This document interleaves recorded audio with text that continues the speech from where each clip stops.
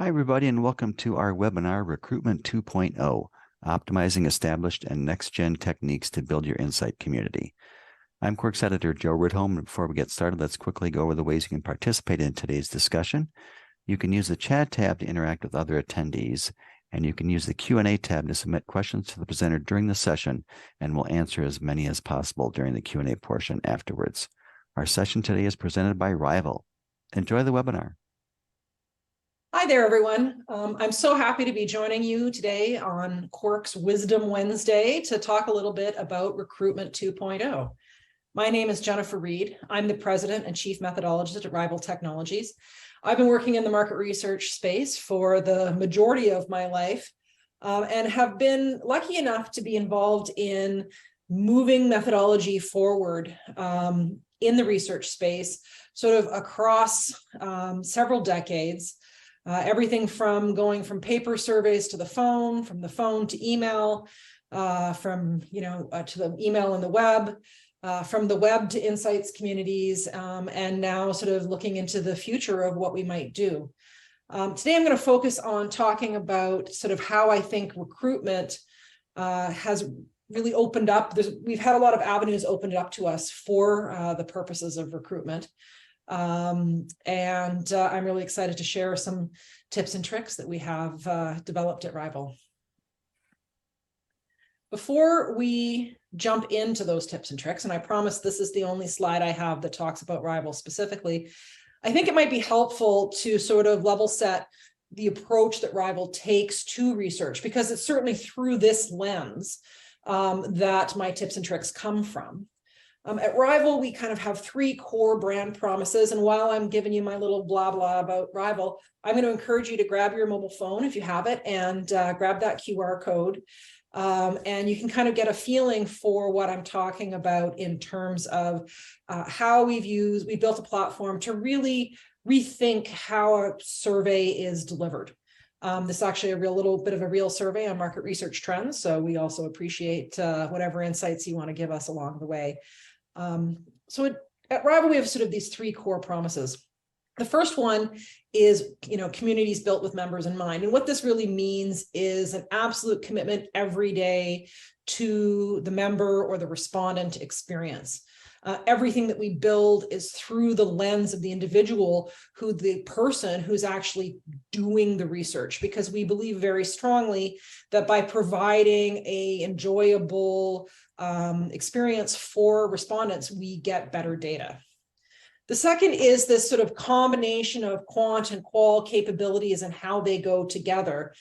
For us, this is sort of sophisticated tooling, all of the kinds of things that we've come to expect in questionnaire design, but that has been re-skinned to feel like a conversation. And those of you that are kind of going through our chat right now are getting a feel for that, but also have this ability to use video, the camera in your phone, to be able to get sort of qualitative feedback at the same time, and bringing those two things together are really important to us. The last thing is having a world-class customer success team. I'm going to share with you some of my tips and tricks that we have developed over the last 4 years at Rival for the purposes of recruitment. But all of our clients have members of our team, of our customer success team, that work hand in hand in order to make sure that their recruitment exercises and initiatives are successful. So a thoughtful approach to recruitment is always the first step. If you want to have a community of people that you can go and talk to, recruitment is where that begins, regardless of whether or not it's going to be sort of simple or whether or not it's a lot harder. And I think really thinking through the mission of the exercise, why do we want these people to come and talk to us? What kind of feedback do we want them to give us, is the sort of first line that any community should be going through. So when we kind of take it, that's the very, very, very outside layer of the onion. Kind of bringing it in another layer in from that is this notion that recruitment is basically the same exercise as advertising. You need to find the right people. You need to convince them to click on whatever it is that they have come across, whether that be a link in an email or an ad on social media or a QR code out in the wild. You have to hook them. So to me, the big part of first, you get them to click. Then you actually have to get them to do the exercise. How many times, when you look at, at the data from a recruitment exercise, do you see that, 2,000 people started the recruitment questionnaire and only 50 people answered? Well, if I see that, that tells me that we're doing the wrong things at the beginning of the questionnaire to hook them. And then, of course, you have to keep them. So then it becomes, what do you do once they've said, yes, I would like to become a member of this community. I would like to share my feedback with this brand, or my feedback about this sort of category of this category, this sort of information subject matter that attracted me in the first place. And so how do we keep them? I could probably spend 3 days unpacking all of these 3 things. So today I'm really only going to focus on step 1, which is the sort of question about how you find them.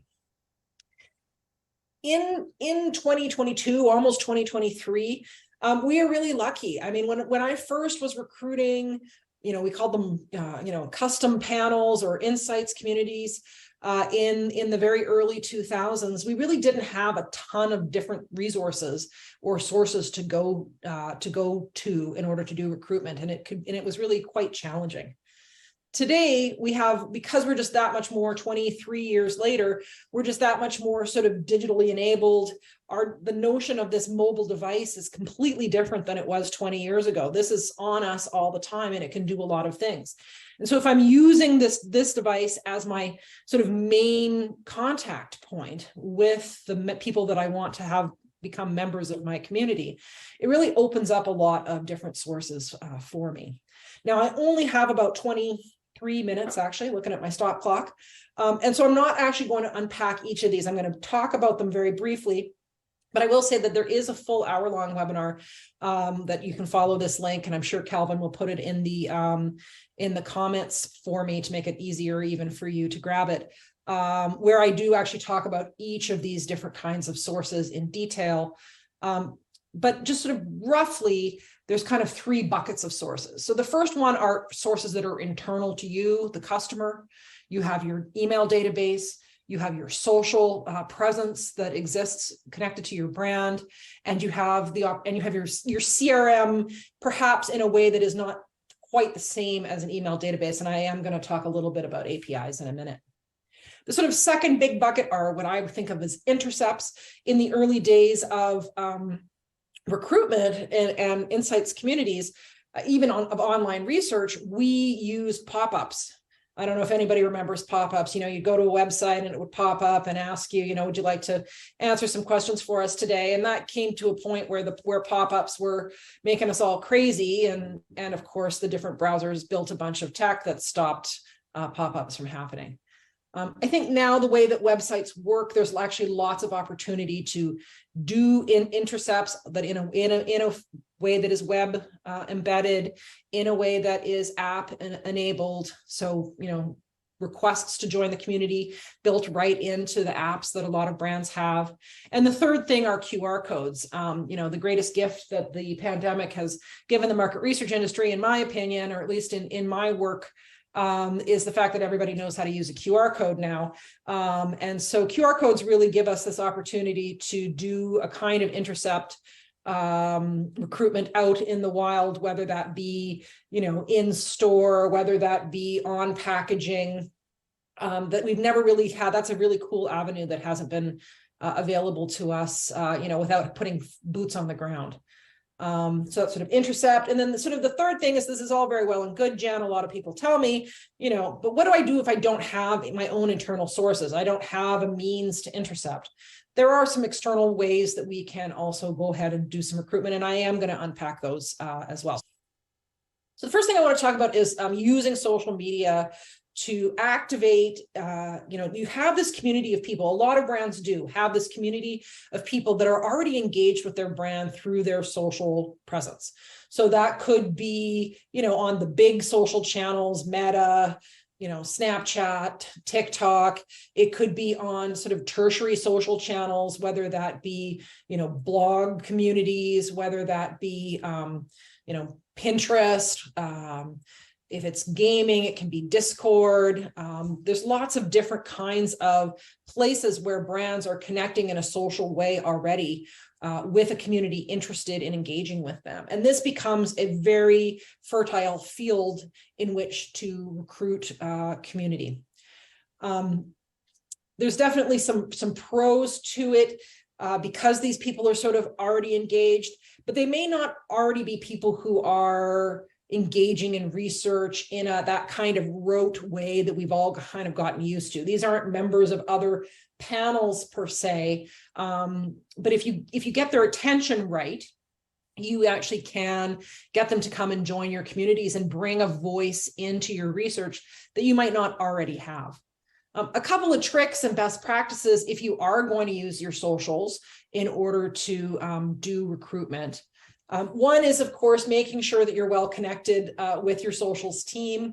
You know, there can be some roadblocks that exist there. Often our clients will be really excited about this as a channel and then a little bit worried about how they're going to articulate it to their social team.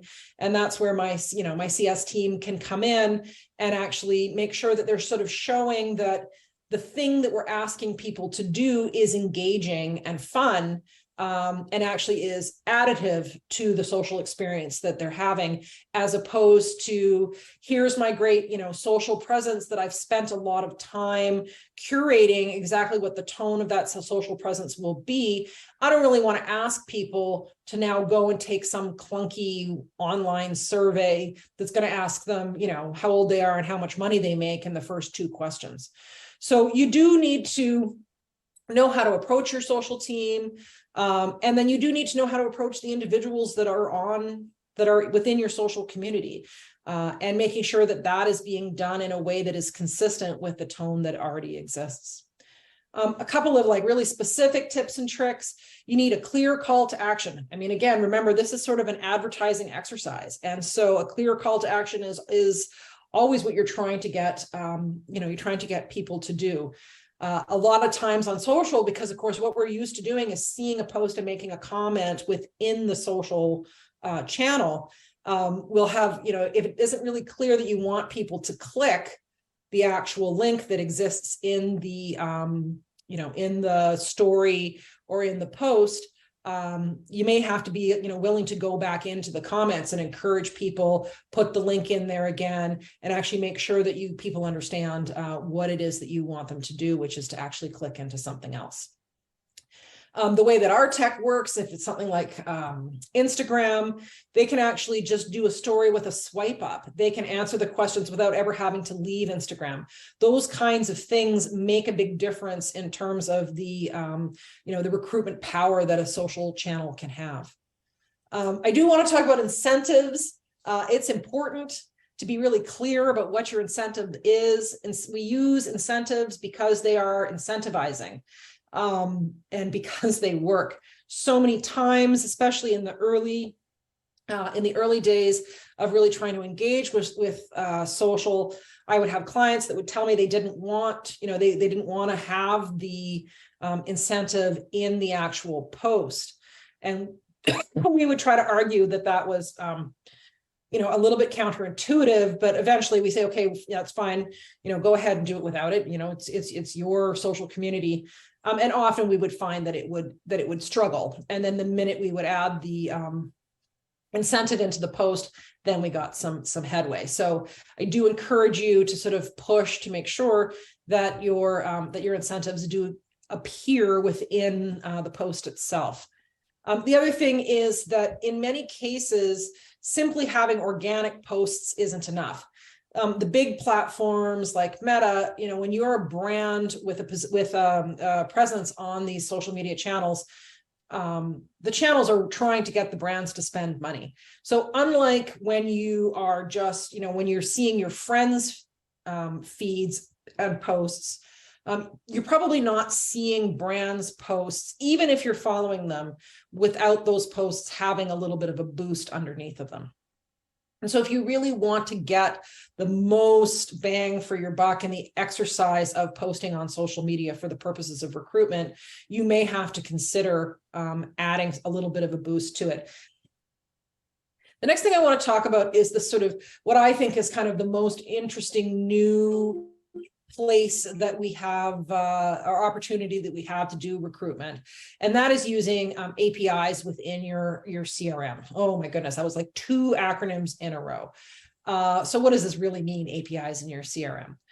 This really means the ability to actually set up an ongoing recruitment mission, an ongoing recruitment approach with people in your CRM, and actually have it so that when somebody comes in, so let's just say, for the sake of argument, that you want to invite anyone to come and join your community who reaches a new level within your loyalty program.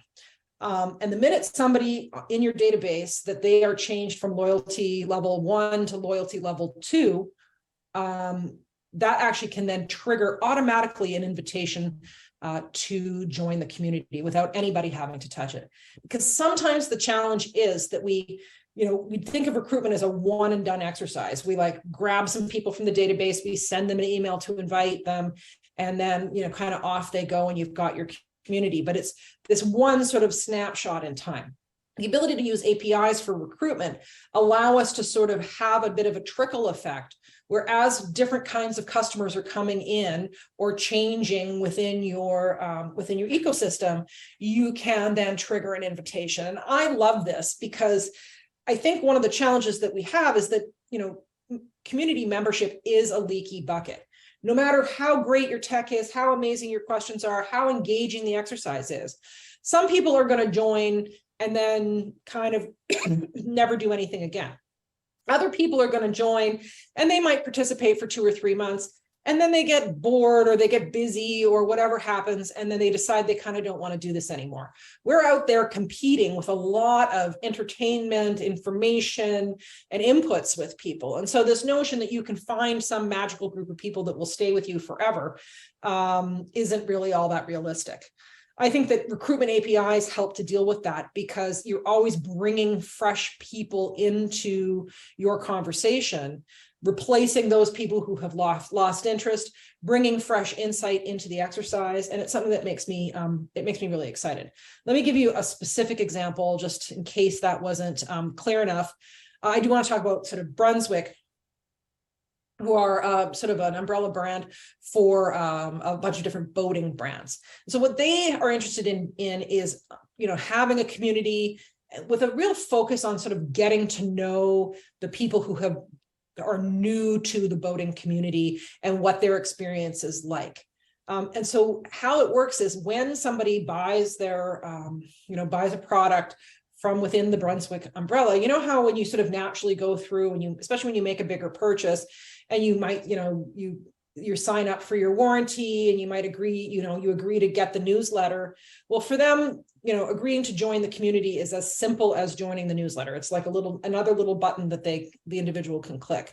The minute that individual clicks that button, it launches automatically the recruitment process for this community. It took a little bit of time, not a lot of time, to get this set up between the 2 companies. But once set up, we never have to touch it again. We just are getting a steady stream of new boaters that come in to the community year round. I mean, obviously a little bit more in some seasons than others. And then they're able to sort of trigger a flow with those new individuals to sort of understand what the trends are as people come in. And then, of course, some group of their community goes along and, have now had boats for 6 months or a year. They can actually sort of have a constantly running segmentation of where people are in their boating journey and make sure that they're asking questions to the right people at the right time. So that's what I'm going to talk about in terms of internal sources. Once again, there is another webinar where I unpack like all of those other different sources and the tips and tricks that go with that. But I do want to spend my last 10 minutes here talking about what do you do in a situation, though, where you don't have your own internal sources. And that could be because you're a CPG brand that, you don't have the connection to the end consumer. That can be true in, appliance brands. That can be true. It can also be in a situation where it's just within your organization, it's locked up too tight.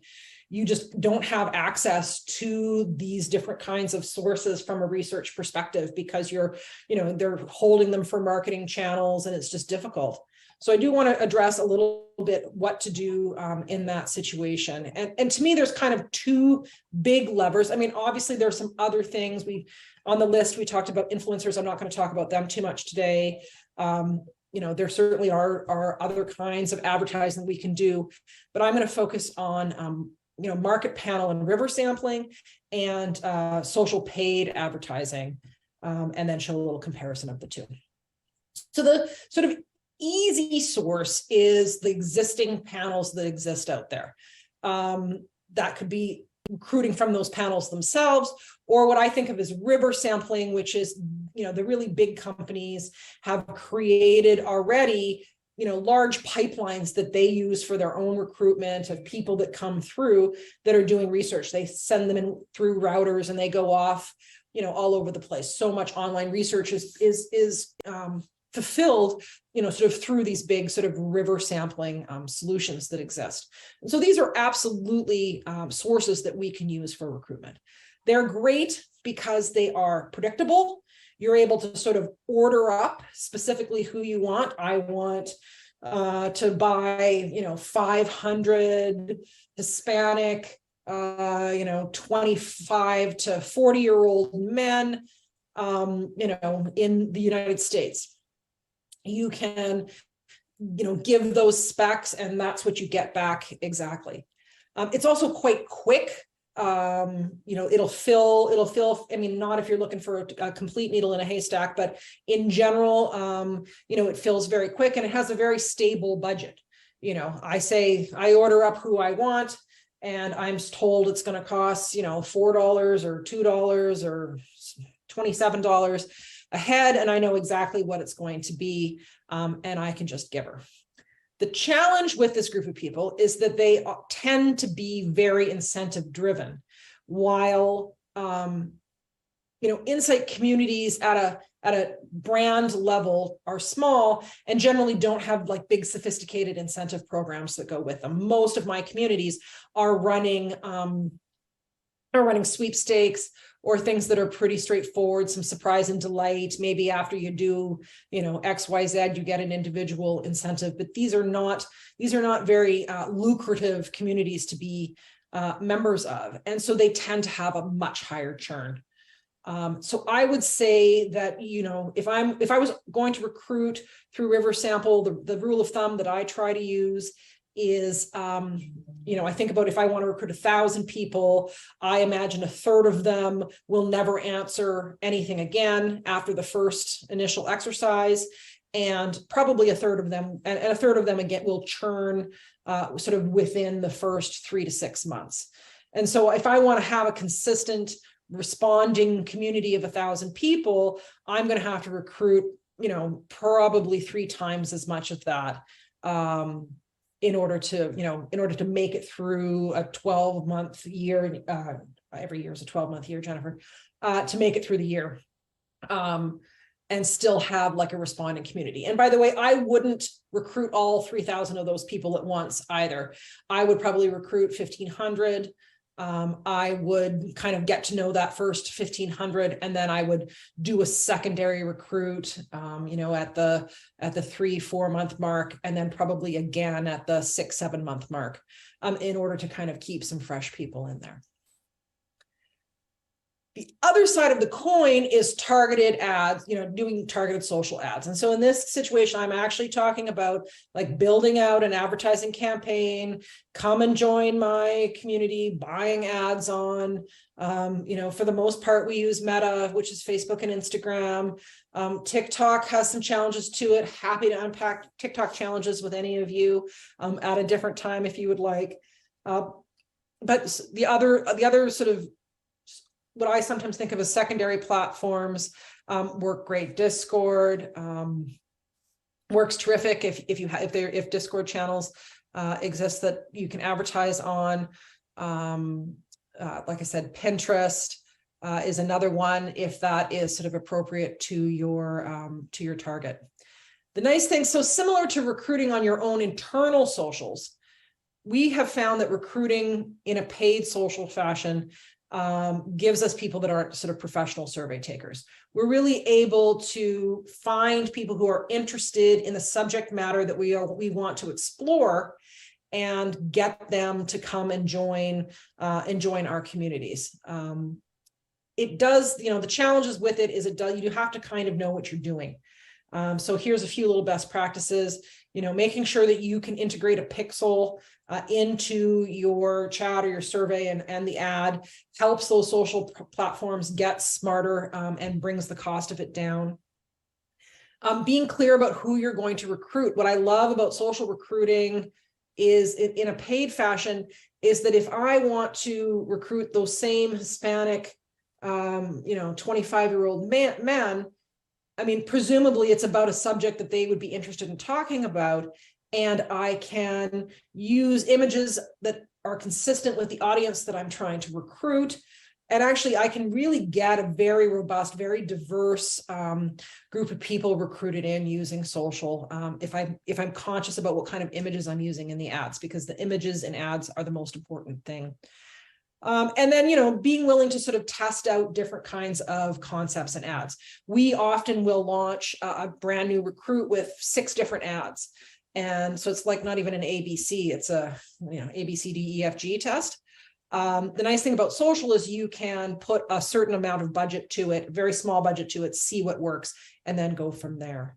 And then the same things apply, by the way, as what I talked about in terms of recruiting from your own socials. Being clear about what the incentive is, being clear of what the call to action are. These are all things that are important. Here's an example of some recruitment that we did for a community of parents. So you can see we're using a lot of sort of vibrant, diverse images of different kinds of combinations of families and parents. The incentive is really clear. There's a sort of a notion of the question about what we're trying to do. It's not necessarily just come do research with us, but what's it like being a parent today? Come and join a conversation. And this has worked really well for us. I believe very strongly that when I'm doing external recruiting, I like to do a combo of social and recruiting all the time. I didn't say one of the challenges with social is it's not like I just can order up 500 people that meet X, Y, and Z quota. It's a little bit softer than that, and it takes a little bit longer. So I like the dynamicness of individuals I get from social. I like the predictability that I can get off of River Recruiting. I like the speed that I can get off River Recruiting. It allows me to get a community up and running right away, get my client using it, get a social campaign going, have that social campaign sort of running more or less on and off over the course of the whole year in order to sort of be backfilling as we go to round it out. We have a couple of communities that have been recruited this way, for a couple of years. And so we did some analysis where we said, okay, well, what does it look like 6 months in after we have somebody recruited on social versus somebody recruited on River? So you can see here, the average cost is about $5 on River. The average cost on social was about 12. So at face value, River seems to make more sense. But when I look at who's still responding 6 months later, the social recruits are much more likely to be still responding compared to the River. You can see that's 21%. And that's what I was talking about sort of before. So my relative costs come together in a way that makes these really comparable sources. So if you ever come to me and ask me about, external recruiting, I'm always going to recommend a combination of these two because I think they work super well together. So in conclusion, even though I'm a tiny bit over time, in conclusion, I think that it's important to find the right partner when you're doing recruitment. And that is somebody that understands the pros and cons of the different channels, that can, help you build out the creative, that can deal with the sort of technical know-how to optimize your campaigns. And quite frankly, if you're using internal sources, help you navigate within your own organizations, those internal sources, and then be able to sort of constantly be optimizing recruitment, not necessarily in a one and done fashion, but as a sort of kind of ongoing partnership to make sure that your communities are always recruited properly. And then just in closing, my takeaways are think like a marketer. Remember, this is an advertising exercise. Leveraging a bunch of different sources and knowing that we're getting different kinds of people from different sort of places. And finally, finding the right partner. Thank you very much.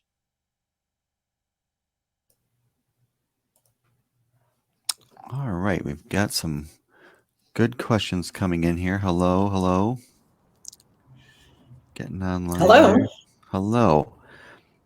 A couple of questions about audiences. I think the first one is, do these channels and techniques work for B2B audiences? I have to learn to talk about B2B a little bit more, because that's actually, that's almost always the first question. Right. You know, B2B audiences are always a little bit different than consumer audiences. I mean, certainly, you know, recruiting using your own tools, often in B2B, we do have the databases to lean on that we can use to sort of have a little bit more of a direct invitation. We find that, you know, if we look at external recruiting, we definitely have work with, you know, some different partners who already have their own sort of recruitment systems up and running that will let us do some recruitment for individual communities. So that sort of river approach. And then there's been some instances where advertising can work. It kind of depends on who your target is and sort of what their job is. I mean, if you're looking for, you know, we have a community with lab techs in IVF clinics. That's a community that I think, you know, would be more difficult to recruit on social, though luckily they already have those relationships and are able to sort of target them directly. I think if you were looking for teachers, I think that the opportunity to use social to recruit something like teachers is a much more broad group of people. There's, you know, many more teachers. There are definitely, you know, social, there are pages and ways to target that allow that to happen. So, Sure. You know, B2B is not necessarily one size fits all. So it kind of depends on what business specifically we're trying to attract. Sure. Kind of I will say the other challenge, sorry, to interrupt, I would say the other challenge with B2B, you know, I talked a lot about incentives and how incentives are important. I think increasingly in B2B situations, incentives can be a little bit tricky. So the trick that we've been using lately that, you know, to much success is actually, instead of having individual incentives, which sometimes have, you know, tax implications or right. employment implications, using sort of appropriate charities.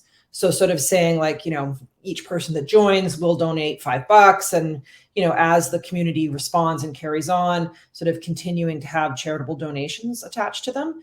And that actually works quite well. So it's still an incentive, it's still incentivizing, but it kind of gets around that issue of, you know, people putting money in their own pocket in exchange for information about their companies. Right.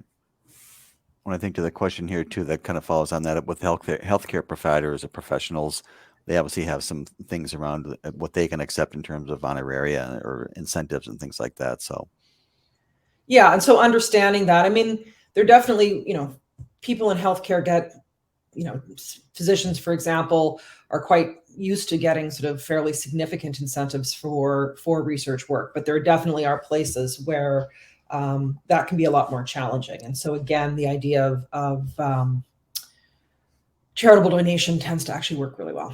Sure. Kind of following on from the audiences thing too, they're wondering about this social media recruitment work for older audiences, or is it just for Gen Zs or the digital natives or millennials?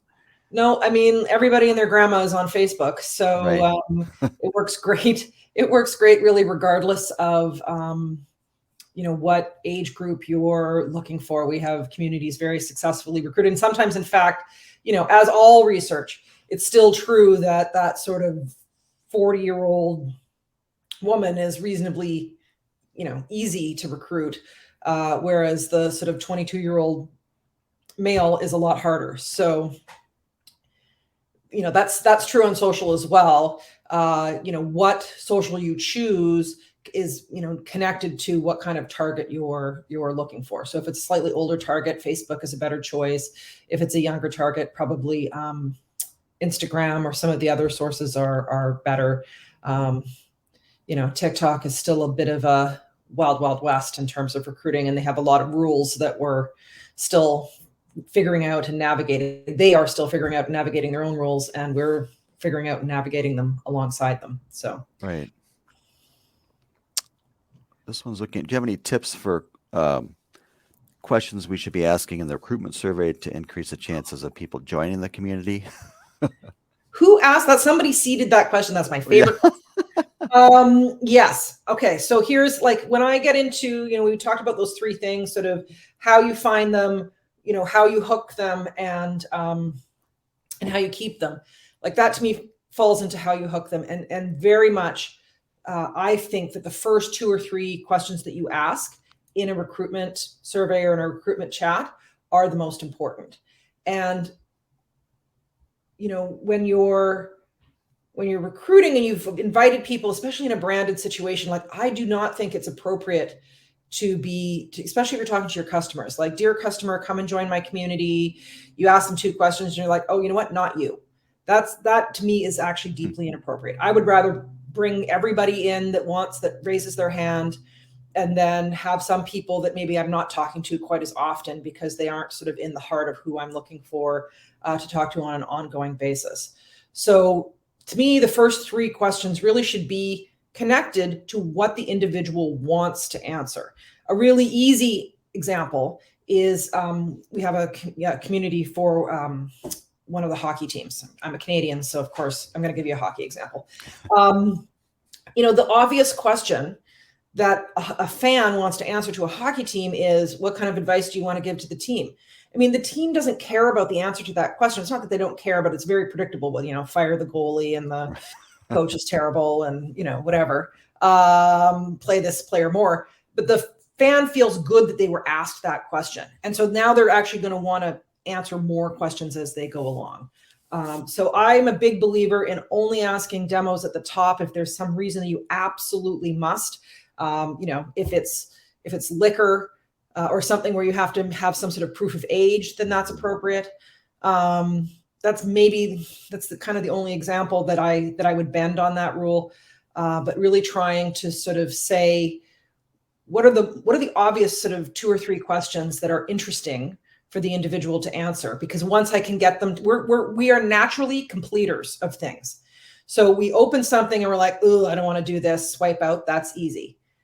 I answer a couple of questions, I'm now kind of invested in the exercise. And so I'm much more likely to continue to answer those questions as I go. Sure. A little bit along those lines too, is once you do get people in the door, how soon should you send them out the next activity or engagement? How much is too much or how much is too soon? Yeah, you bet. So we generally will try to send out we generally think about a recruitment chat as being sort of the exercise to exchange contact information. That's really the goal that you're trying to get there. And then we'll do what we refer to as a welcome chat, which is going to give people a little more information about what the community is about, and probably round out some of the profile questions that you didn't ask in the first exercise, because we try to keep that first exercise really, really short. And generally we would send a welcome chat within about 72 hours of the join. You want to kind of reinforce that they've joined something and that there's something right away. With our platform, we're actually able to sort of set that automatically. And so as each new recruit comes in, a timer goes off, and 72 hours later, they get their invitation to their first welcome chat. Sure.